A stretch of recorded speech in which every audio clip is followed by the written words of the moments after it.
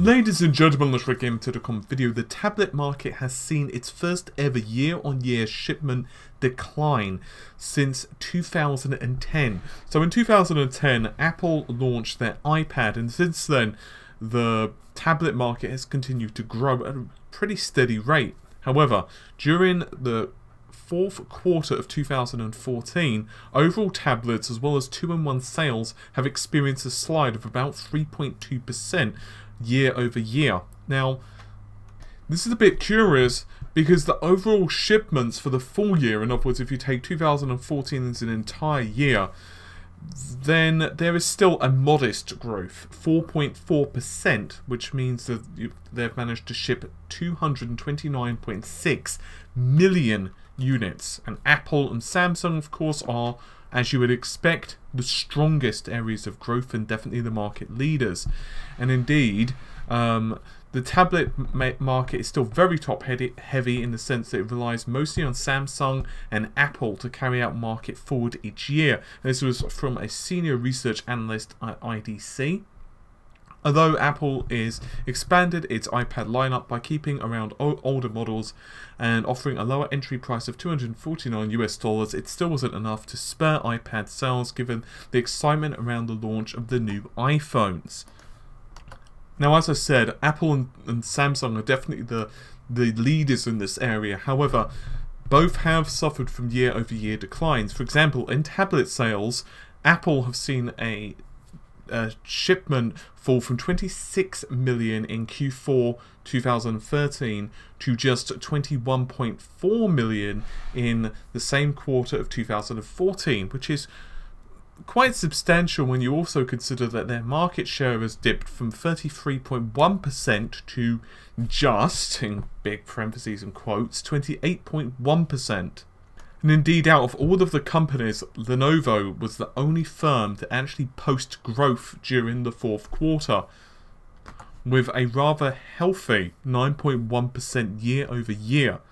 So, what does that actually mean to us as consumers? Well, IDC is still pretty hopeful. They said despite an apparent slowdown of the market, we maintain our forecast about tablet growth in 2015. Once again, from a research director at IDC.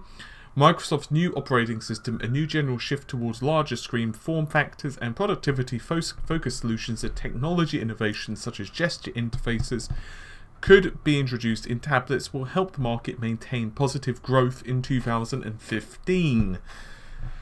Now, I could translate this to something pretty obvious, but I'm sure many of you have probably figured out anyway. To be honest with you, yes, there's some nice tablets released. Yes, there's some cool stuff out there, but honestly, the market's been a bit stagnant.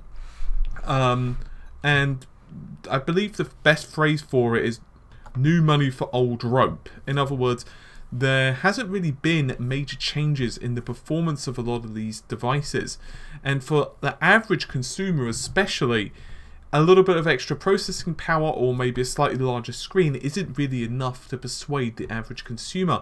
And I've used this same argument a couple of times in real life as well, but we were given a Tesco Huddle to review, which is like Tesco Huddle 2, which is like a 10.1 inch tablet. Now, I'm not going to lie, it's nothing astounding. It doesn't have ridiculous performance. It's not going to be able to play all the games at the highest, settings, and it's certainly not as technically impressive as an iPad. But for the average consumer, it's more than enough. It plugs into your TV via HDMI and so on and so on. And I think for a lot of users now, battery life and other innovation is really becoming a big thing, especially considering that there are so many pieces of technology at the moment out there vying for, well, your money. You've obviously had rather large launches in terms of cell phones. You've had the next generation consoles, which if you're a gamer, are definitely worth investing in. Although next generation consoles in certain parts, for example Japan, not selling so well as maybe you'd expect, and so on and so forth. And so all of this is kind of leading to people to say, well, I'm just going to wait for the next iPad. And I'm not saying that the iPads at the moment, as well as the other tablets, are bad. It's just that you can only have people buy what, for the most part, and I'm not saying this for all the products, but for the most part, are fairly incremental upgrades. I mean, back with the original iPads, you obviously had the shiny factor of, well, an iPad. And of course there were definitely tablets around back then. Even Bill Gates showed off Windows XP on a tablet PC back in the day. But the iPad was definitely one of the more innovative ways that the product kind of put together, and Apple obviously put together a really nice package, so you could see how that would start to definitely spur the sales. But recently, it's a little stagnant. So hopefully, with better processing technology, obviously we're starting to see Samsung move towards 14nm, and even Apple are asking Samsung now to, well, hey, could you produce our chips for us? We've got Nvidia, which are releasing the Tegra line of GPUs and so on. A lot of the processing power is definitely starting to increase. We're getting memory technology, which is allowing for higher bandwidth as well. And that's going to start translating to mobile devices, which obviously means that we could start seeing a nice jump in performance. And clearly there are also going to be rather nice improvements. It's going to be, for me, quite curious how Microsoft are going to weigh in on this, because obviously at the moment a lot of the tablets sold are simply either Android or they are, well, OS X, or I'm sorry, iOS.